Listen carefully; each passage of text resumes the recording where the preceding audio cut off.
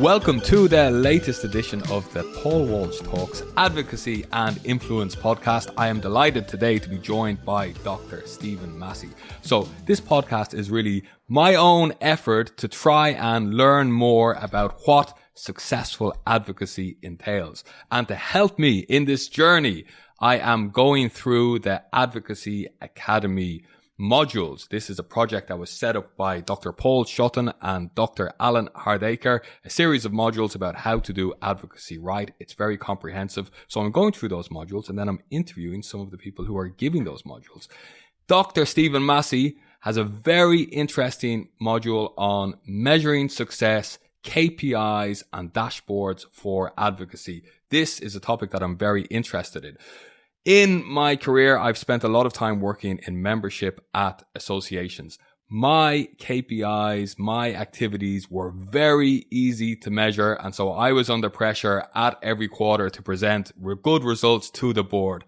I was a little bit jealous of my colleagues in public affairs who seemed to have an easier time of getting away with selling what were sometimes subpar results because public affairs is harder to manage. And I think this is a phenomenon. I think that most people in public affairs want to make a difference, want to change the policy landscape for their members or their clients. But at the same time, because it's hard to measure, some people can get away with going through the motions. So there's a lot of work being done recently on how to address that. Dr. Stephen Massey is one of the people who's discussing this topic, bringing it into focus and sharing best practice about how to do this well. Before we get right into that part of the discussion, Stephen, I'd like to start with what I think is quite a simple question, but quite a broad question as well. What allows people to achieve a competitive advantage in public affairs? Well, thank you, Paul, for the introduction, and thank you for the invitation to join you here on the podcast. I think what you're doing is very interesting, engaging, and will be very beneficial for all of us working in public affairs. So, competitive advantage in public affairs. You have to think about what that means from a strategy point of view, and this is where my background comes into it. Competitive advantage is about having resources or capabilities that are effectively utilized in a stronger way than your competitors can do it. So you might have access to certain resources that your competition don't have. You might have them integrated into the work that you do in a way that utilizes and leverages them. And they might be resources or capabilities that are hard to replicate. And if you combine all of that together, it's about thinking about the systems and the processes and the support that you have in your public affairs efforts, bringing that all together and optimizing it in a way that complements and supports your strategic objectives. Okay, and this gets us right to the topic of today. How do you know if you've done it right? How do you know if you have actually achieved that advantage? And that's the $1 million question, isn't it? How do you evaluate public affairs work? Well, I mean, it's quite simple. Sometimes you can look at the result. Has the piece of policy you've been trying to influence gone the way you wanted? Or has public sentiment and reputation increased? There's measures that you can do to look at that. But sometimes when you look into that even, it's a little bit more complex. Because let's say a policy has gone the right way. Is that because of your actions or perhaps the free rider phenomenon of where someone else, another stakeholder who's also been lobbying for the same thing you wanted, it goes that way because of their actions? So looking into that can be challenging. And KPIs are one way that that public affairs professionals use to help them to evaluate the work that they do. KPIs. I think as well that sometimes the things that are important are hard to measure, and the things that are less important are easy to measure. So I was wondering if you think that with an increased focus on KPIs, on measurement, you might be pushing people into activities which should actually be lower down on the list of priorities. Well, that's kind of really getting into the nuts and the bolts of what KPIs we measure, and also why are we measuring these KPIs? Because you talk at first about the evaluation of public affairs work, but you have to be a little bit more discerning as well in why we're measuring KPIs. There can be a management focus on KPIs, so that as public affairs teams or associations grow, that you're using KPIs to help manage the activities of the team, and that as a leader, you're getting good awareness and good oversight on what the team is doing across different regions, on different policy issues, and it helps you to make those data-driven decisions as the work is ongoing. There's also a reporting side of KPIs, whether you're reporting internally to the CEO or your head of corporate affairs or your secretary general in an association to demonstrate the impact that you guys are having. And there's also a reporting to possibly external stakeholders, whether you have to report to a lobbying transparency register. And there's certain measures and quantitative data that you need to record there. Then, of course, there's the evaluation side of things where you need to see, is the work that you do having an impact? And that can be challenging. I find the work of public affairs differs a lot from one industry to another. And it also differs from the context of the organization. Is it a brand new organization trying to make an impact, or is it a one that's been around for a long time and is managing the reputation and the network of policymakers, the stakeholders, and influencers that they already manage? So context is quite important. I'm going to try and stick with this for a bit, and I'm going to try and be a bit more specific. Having meetings with politicians is an activity that's easy to manage. Changing the perception of a particular industry or sector is hard to measure, right? So if you're focusing on measurement a lot, couldn't it lead to a scenario where somebody is having lots of meetings with different politicians who may or may not be able to influence the particular policy topic that they're focused on, while they're not focusing on what they really should be doing, the broader activity of trying to improve the perception of a sector? I think in the course that I do on the Advocacy Academy, one of the topics that we get into is in terms of selecting those KPIs, and what are the right KPIs to select for an organization. I think the question that you're asking gets to the what KPIs versus the how KPIs. What KPIs are outcome focused? Did we achieve certain results? Whereas how KPIs are more activity focused. Did we run X amount of events? Did we have X amount of meetings with policymakers? And are one more important over the other? It depends. It depends on what you're trying to manage. A lot of people will say outcomes are important, and that's why others use a very similar framework, the OKR framework, the objectives and the key results, which are a little bit different from the key performance indicators. But both of those frameworks are focused on looking at activity and looking at outcomes. And to get the best out of it, you have to look at what your needs are. You have to look at what the other stakeholders around you are looking for, because sometimes your secretary general is looking to look at what activity you've done from week to week, from month to month, and then there's the outcomes as well. To get the best out of it, I recommend a triangulation approach, whereby you try to get those KPIs that are more outcome focused, and you also look at the KPIs that are activity based. And by triangulating, presumably your activities should be leading to your outcomes. They do. And it's difficult in a sense to distinguish if X amount of meetings with policymakers went anywhere. If you take a metric like that, what I would recommend in developing something from that is, okay, rather than just coming out and said you had the meeting, develop a rubric or some kind of categorization. Did the meeting go well? Did it go bad? You could use a very simple red, orange, green, metric to help distinguish that. And over time, that will paint a picture of, wow, we're having a lot of bad meetings. Why are they all going bad? Maybe we need to do something different. Maybe we need to communicate in a better way. And once that's leading to information that improves your decision making, then that's what its purpose is, because you're ultimately trying to do things better. You could develop a more sophisticated rubric as well, of flagging it in different ways. It can be qualitative or quantitative, but it helps take what's a very simple metric of number of meetings and it turns it into something that's richer. But the way in which you're looking for that information or the way you change it will depend on what your objectives are, and it will depend on what the stakeholders internally in your organization are looking for. Is your secretary general a very quantitative driven person? Are they more qualitative driven? And some of those questions will help you to determine and to select the KPIs that are right for you, both in terms of performing your job, but also delivering for outcomes and reporting on those outcomes to senior leaders. Okay, let's take somebody in public affairs who currently doesn't have a KPI dashboard. Where should they start, and what advice would you give them with respect to how they set this thing up?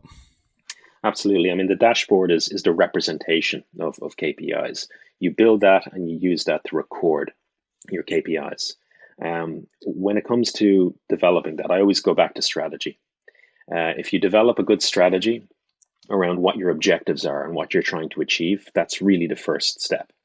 So you got to define those strategic objectives. After that, you take those objectives and you bring it down into key focus areas. And that will help to develop the priorities for the coming quarter or the coming year. You got to also engage with stakeholders around you so that those focus areas are appropriate and right for the association's goals or also for the more corporate objectives. And then that will help you to determine the measurement criteria that you're using. Also, what's important is to use SMART goals, specific, measurable. They need to be goals that you can communicate in a clear and concise way, and that are going to be linked to those objectives. So once you get that all together, you can collect and analyze the data, and you can establish some baselines around some of your set targets. You might have a very ambitious target for one of your KPIs, but over time you realize that actually that's not what we need. And it's good to be flexible, because the KPIs and the dashboards that you use will evolve over time so that they're more coherent and they're more true to the process of public affairs that you're engaging in. In developing dashboards, and this is where we get down to what needs to be in it. There's some essential items that you need to put into your dashboard, like the time frame that you're tracking, the areas of the public affairs process that you're looking to measure or to engage in, what the specific KPIs are, what your targets are, what your counts are in terms of is it 10, is it 20, depends on what you're looking for there. If it's qualitative information, the count might look a little bit different. And then also what's interesting is how that links to a specific objective. It's good to tie on your dashboard so it's right there that this KPI is linked to this objective, and that creates more consistency in your approach. And then finally, the time allocation. How much time are you looking to invest in this objective and in building upon this KPI? Because the time allocation is one of our resources that we need to get right. When this happens in sales, there is this interplay between, let's say, the head of sales and the CFO or the CEO, which helps to keep the head of sales honest. So the CEO will say, we need to achieve X million in revenue. The head of sales will say, well, market conditions are such that that's not quite realistic, but we think that we can achieve this. But everybody's speaking the same language.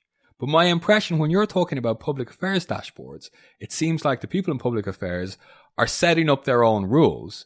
And so I think human nature being what it is, there will be a tendency for people to establish rules and establish targets that are easy to achieve so that they can go back to their superiors and say, look, we said we'd achieve this and we achieved it. Whereas that might not represent the right level of ambition. So how does this get addressed? Well, I think that can happen in any kind of department when someone needs to do something and they need to report on it. Over time, if that's not done in a positive way, it will create a negative culture.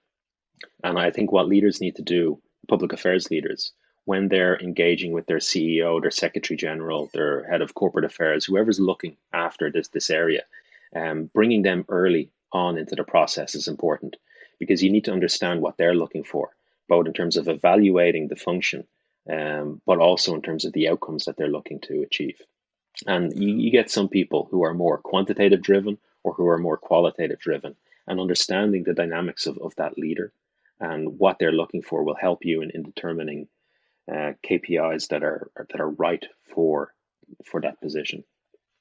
What advice would you give to the person in charge who is tasked with evaluating somebody in public affairs? What should they look for? Well, it's one thing that we always talk about is um, the engagement of the public affairs function with, say, corporate strategy or with the Secretary General, and tying public affairs outcomes. This goes beyond just key performance indicators. It goes beyond evaluating public affairs work. But the closer that you can understand each other's objectives and the work that needs to be involved in it, the better the communication process is in between. I've seen at times leaders who have said we don't really need to report on the work of our public affairs because our CEO just gets it. We report to them on a weekly, perhaps monthly basis on what are the geopolitical and political issues that are prominent and are affecting them. And there's a very good understanding of that work. And when that happens, things are working well. And the evaluation and the reporting of public affairs work doesn't need as much emphasis. Now, I always caution that that's a risky road because CEOs change, secretary generals change. And when someone else comes in, that same understanding may not be there. You can engage in another communication process around what public affairs is, but it takes time to develop. And having a system in place that you can rely on is useful because systems and structures help to regulate, in a sense, the work of public affairs, and it will save you headaches at the end of the day. There are all sorts of incentives not to do this, not to really put a lot of emphasis in reporting on and measuring the success of what you're doing. I think for one thing, the profile sometimes of people who work in public affairs is of someone who wants to be out there. It's sort of an extroverted personality type, engaging with policymakers, doing what they think they're being paid to do, making a difference that way. It's not somebody who wants to spend a lot of their time on dashboards, on reporting, on all of these internal matters. Can you give some sort of motivation to people? Why is this justified? And can this become something that creates a sense of job satisfaction for people in public affairs? Yeah, absolutely. I think you're right in that people want to be out doing something. We're not all extroverts in public affairs because there is a lot of introvert roles of policy analysis and understanding and strategic engagement. So I think there is a mix of extroversion and introversion in public affairs roles. But regardless of whether it's an introvert or an extrovert, both want to be doing something on task as opposed to recording something about it or taking the time away from what could be invested in influence and engagement. So there is that, and there is a hesitation to do it. I see that same hesitation when it comes to taking the time to develop a strategy. A lot of times people will think that you develop a strategy once and it sits there as a document and it doesn't get engaged with.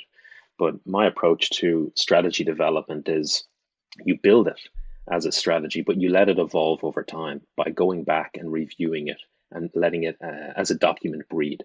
And that keeps it on task, it keeps it relevant to the current context, and it's something that can help anchor your focus as you go forward. So what's the point of KPIs? Why should we do it? Well, I'd start out by saying it creates visibility and transparency. So it provides a more holistic view of your performance. There's the performance monitoring side, where if you can take that data, it can be accessed easily. And then it also helps you to make better decisions. So identifying those patterns and those trends in the work that you do can help you to see blind spots that you weren't familiar with. It can also help you to win buy-in in the organization. Sometimes we have a challenge in communicating what public affairs does to senior leaders. And by having data that supports what you're doing, whether it's the activity that you're doing or the outcomes that you've helped to achieve for the organization, you can put that in a report. And better than a report, you can have a conversation with the CEO around that. And that can lead to all kinds of things: better engagement from the CEO, a realization of what public affairs does and how it helps the organization. And it can lead to unlocking more resources for further expansion, go deeper in Brussels or go wider, and then have a more representational offices in the Nordics or in Spain, France. It's something that we can develop further. So I didn't want to sound like I was questioning whether this is important or not, but I wanted to see if you could give some motivation and reassure people that if you spend some time on this, if you do it regularly, actually you'll start to enjoy it. I think you could start to enjoy it if you get the KPIs right and they mean something and they add value by helping you to make better decisions. And that process takes time, because when you develop the KPIs, you're going to want to customize them over time. You're going to realize that certain KPIs are not really helping you to make decisions, and that they're just taking up space. And that's when it's time to drop them. And every organization is a little bit different around what they're looking to do with that. But when you get a KPI that can support you and that can be used to demonstrate your engagement, then that's something that's one to hold on to. And the process of engaging with it, if you do it on a routine basis, it minimizes it to a point where you do your activity, you log it as a KPI, and it's done. The review process happens on perhaps a weekly basis if there's certain KPIs to log, but more likely a quarterly basis. And I always advocate that public affairs functions do a quarterly review, whereby they look at what they've achieved over the last quarter. Why haven't they achieved certain goals? Because it might be their own activity, or quite often it's changes in the external environment. They've had to perhaps shift their focus on something that was unexpected. But going through a review process like that, it helps to reestablish where you're going for the next quarter. And KPIs are part of that journey to help you say, well, engaging in this way, it hasn't been useful for us. Let's try something different. So we've spoken about activities and outcomes. Now, my assumption is that when it comes to defining success in public affairs, the classic example is of an organization that succeeds in changing a piece of legislation to improve a particular industry, or preventing a piece of legislation from being changed such that that industry is protected or supported. Do you agree with this? And secondly, in your career, have you had an example where you've achieved this type of very measurable and visible success? Okay, so the first question, do I agree with that? It depends on what your public affairs objectives are. I've seen organizations where public affairs, it's not about policy change at all. It's perhaps engagement to build reputation and to get involved in procurement projects. So there's different kinds of public affairs that we engage in, and those KPIs will look very different from more policy and legislative outcomes. So getting that right is an important mix. Reputation overall is an important part of it, and that links more to corporate communications. So public sentiment and policymaker sentiment is something that's relevant there. Because quite often, we engage with public affairs because we want business continuity, and we want a kind of a license to operate on a basis of reputation. So there's a lot that goes on in there. And sometimes, like we mentioned earlier, when it comes to policy change, it can be difficult to look at your engagement in it and say, well, it was our engagement as an organization that led to this policy change or prevented it, when other stakeholders are involved in that. But in terms of seeing the success, I've dealt with different client organizations where it's been very clear sometimes that their engagement has led to outcomes. And when that happens, it's great because it's very visible. There's a clear path to that engagement, and it's something that they can use as a key moment of success when they're communicating to internal stakeholders. What were some of the key factors that led to that success? I would say it's kind of the whole approach to public affairs. there's been moments where there's been very specific pieces of legislation that they wanted to change, and some of the events around which that they got involved in, some of the targeted policymakers that they've gone to as well, because they look at the suite of political parties involved, and they know that there's a window of opportunity to target some very specific policymakers, so they can track that. These are the ones that they targeted, and this is how policy and ideas around the topics have changed. When you get more granular and more specific, it becomes easier to look at those changes. It's when you zoom out that it becomes much more opaque and abstract. So linking those to those kinds of successes will depend on some very clearly defined objectives. And it's down to objective setting that allows that to come true fruition. Very good. So one of the things in common that we have, aside from our accents, which to me actually sound different, but I think maybe to our listeners might sound similar. One of the other things that we have in common is that we're both into LinkedIn. And my impression of you is that you weren't really on the radar screen, or you weren't on my radar screen, at least until about 2 or 3 years ago. And then it seems like you're everywhere with newsletters and articles and comments and so on. You're spending quite a bit of time on LinkedIn. How is that working out for you? Well, I'm a strong advocate for LinkedIn. I started to engage there probably in the last 3 years or so. It was just my social media of choice. I was never big on X, and I think the way X has gone now, a lot of people are questioning its value in certain ways. I still think it's very useful from a point of policymakers and speaking to policymakers, because a lot of them are on X, and that's where voters are. But LinkedIn for public affairs is particularly useful, and as an advisor and a consultant, it's where a lot of people are.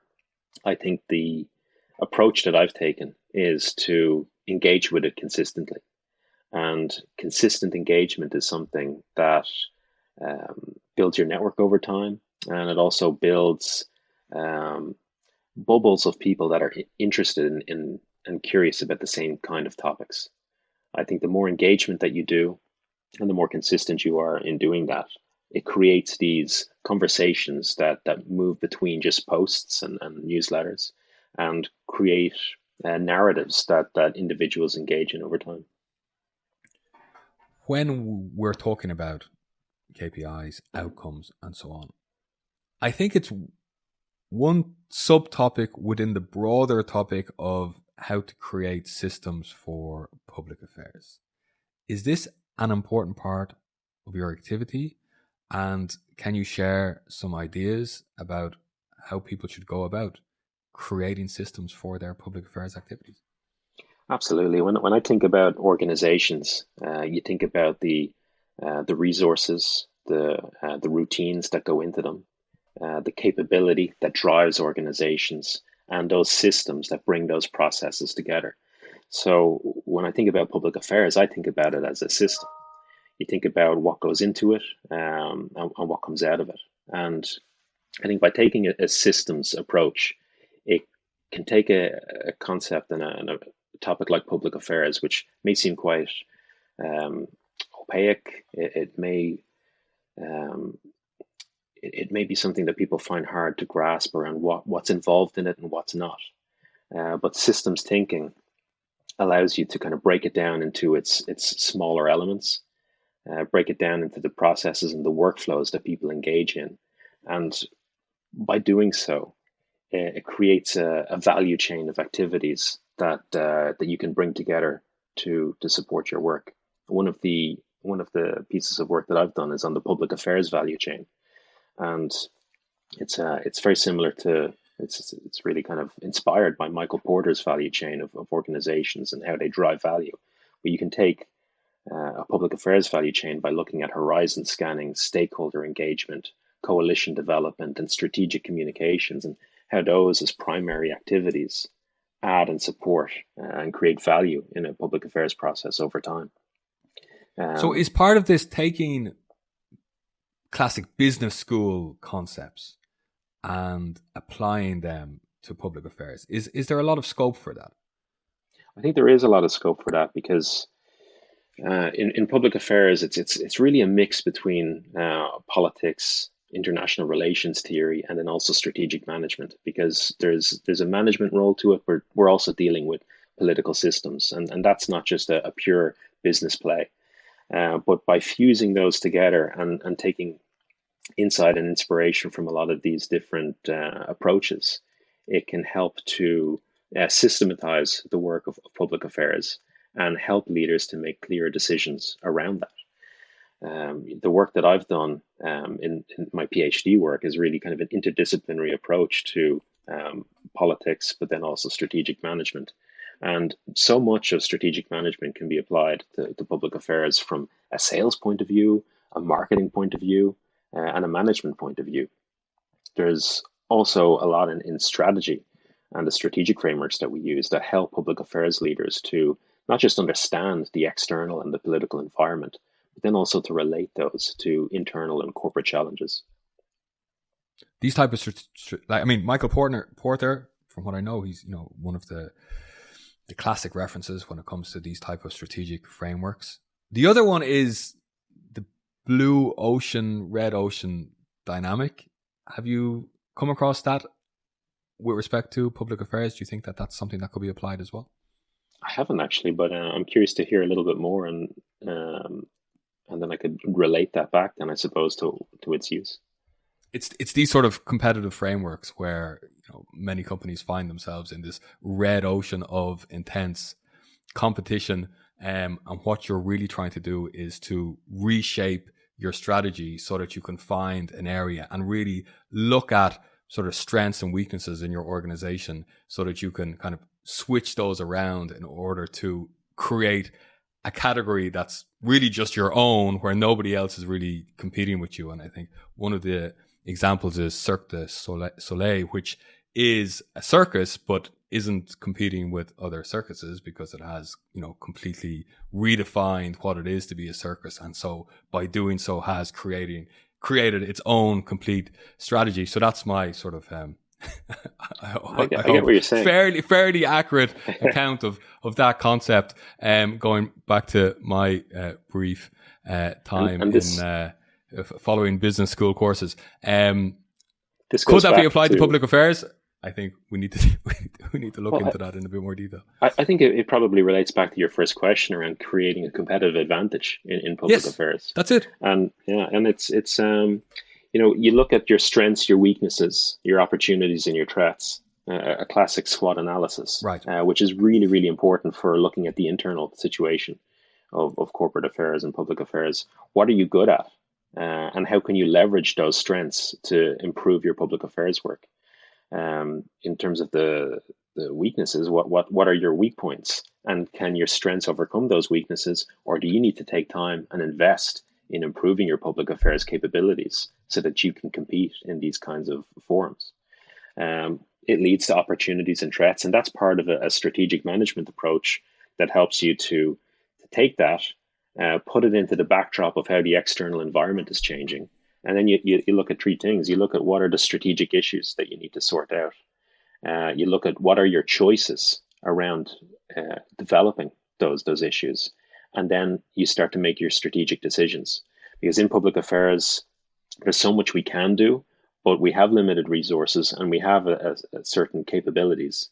And we need to be disciplined and focus them in the right way. And that leads ultimately to the objectives that you achieve or that you can focus on. And that's where we go full circle back into KPIs. What are the KPIs that indicate that those objectives are being addressed and that they're being achieved? I think what's really interesting about all of this is that it all seems very new. We're getting into uncharted territory. And I think, Paul and Alan, they've done a fantastic job of creating a basis from which you can look at public affairs strategically. But let's face it, our colleagues in the business world are streets ahead of us. And so I think that we can look to a lot of the work that they've done and see how we can apply it to public affairs. What do you think? I think a lot of the work that I do is translating strategic management frameworks to a public and a corporate affairs setting. And it's work that Paul and Alan are certainly doing as well. But also, there's there's been some really strong leaders in this field, and I would, recommend that anyone would check out the work of Craig Fleischer. He's been developing work on corporate affairs, in evaluating corporate affairs functions, managing public affairs activities for a long time, and there is a base of knowledge that's there and that we can tap into, and it's about taking that knowledge that's there from strategic management and from sources like this and bringing it to a public affairs audience. That's why training and development is really key, and it's something that I think organizations are not investing enough in, because it has perhaps been a hard to define area that looks different in different industries, that has different requirements. But from a knowledge and education point of view, we're seeing university courses develop in public affairs that are focused on these topics. There's a great one in Maastricht, and there's other ones that are developing. There's the Advocacy Academy as well, and there's a lot more conversations that are happening around these areas, which gives me confidence that public affairs leaders don't want to just go out and do the job. They want to think about how they're doing it so that they can do it better. Okay, great. Well, I hope that's what we focused on in this conversation today. For me, it's been fascinating. Keep up the great work on LinkedIn. I'm going to try and be present there, be more present there. And this podcast, in fact, is a way to help me with this. Give me ideas that I can make. So I'm going to steal some of your ideas and turn them into posts. So thanks for that, Dr. Stephen Massey. Thanks for joining us. Paul, it's been an absolute pleasure. Okay, thanks.